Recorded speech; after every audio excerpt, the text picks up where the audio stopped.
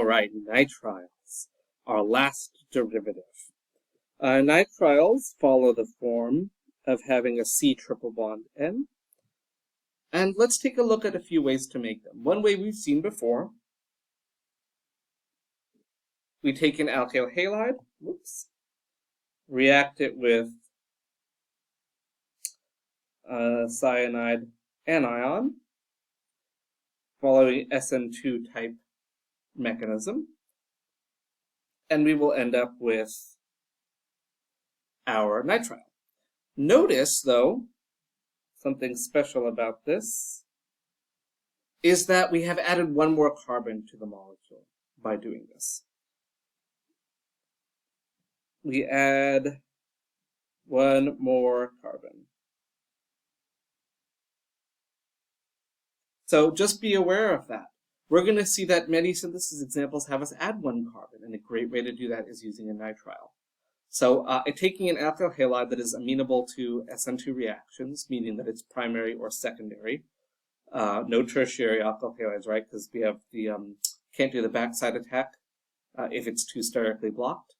So you'll want to use your sodium cyanide or potassium cyanide. You'll want to use a polar aprotic solvent, like, say, acetonitrile would be an interesting example. Why not? So remember, for SN2 reactions, you can use polar aprotic solvent, like acetonitrile, just for fun. And then you'll want no heat. Otherwise, you'll get elimination. So that's what you want. Through an SN2 type process, you'll get your substitution to happen, kicking out the bromine, replacing it with a cyanide. So, great, we've added a carbon to a molecule. Another way that we're going to be able to do this is actually by using amides. So, just as I told you, that's our reactions of amides. That's not quite true, because we've got one more, that if we treat them with thionyl chloride, we will end up making our nitrile. And in this case, we're not going to be adding any carbons to the molecule. So there's our difference in when to use these right away. Of course, we'll make we're going to make our sulfur dioxide and hydrochloric acid as we did before. Oftentimes, you'll do this with the presence of a non-nucleophilic base, just to help the reaction out. So something like pyridine might be a good idea. That'll also help you get rid of the chlorines that are produced. So pyridine would be a good way to use that here. Let me just indicate same number of carbons after reaction here.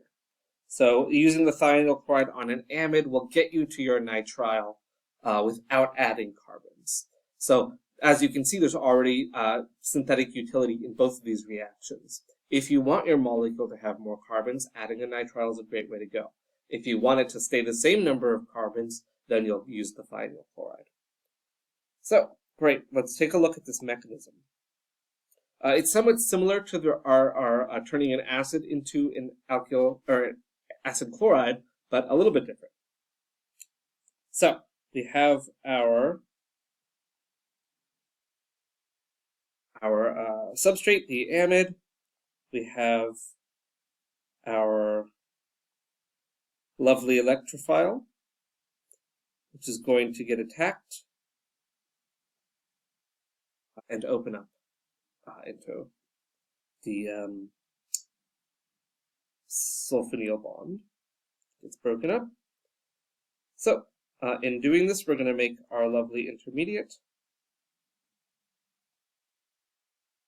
I'm going to move that hydrogen actually a little bit down, because we're going to help out this lovely oxygen. So once we have formed the addition product here, we'll see that we're going to go ahead and have our base come along with its lone pair. If it's pyridine or whatever it is, comes in, we're going to go ahead and form this. So we'll now have a double bond to our nitrogen. We will have the single bond to the oxygen, and then we've got the sulfur up here. We can go ahead and close that down now. Doesn't matter kind of which order these two steps happen in, because they're both going to happen kind of independently of each other. So once we're at this stage, we will have our leaving group now ready to go. And our kind of substrate is primed for the last step, which is going to have our base come in. So again, that's your pyridine or whatever it may be. We'll go ahead and grab the proton. We're going to go ahead and form that triple bond to nitrogen. And we're going to kick out our chlorine and our oxygen. Remember that just like with the formation of the acid chloride, that up here is a great leaving group, right? So we're going to be able to deprotonate our amine that way. Amines normally are not so good as acids, but because we have such a great leaving group, it lends itself to the elimination process. And again, the main driving force here is that this is irreversible after this point. So a lot of these reactions, like, they just take time going back and forth, back and forth, back and forth. But as soon as this step happens, it's irreversible. And now we've made our product. So we will have made our nitrile.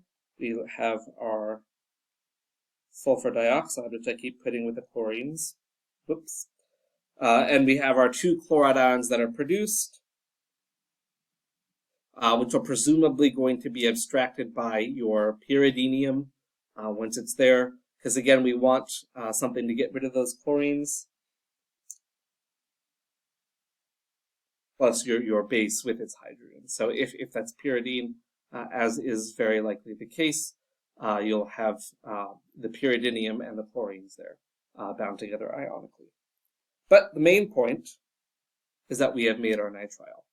So we're essentially dehydrating this molecule. We're getting rid of two hydrogens and an oxygen, and we're going to be able to make our nitrile.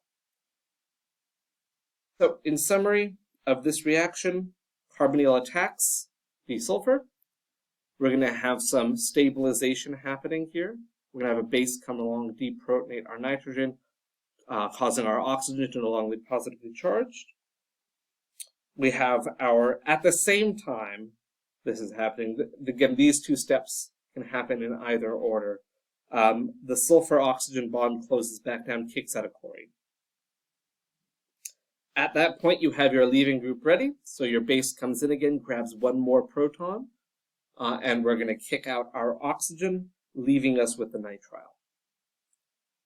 And so in our next video, we'll look at a few of the reactions of nitrile.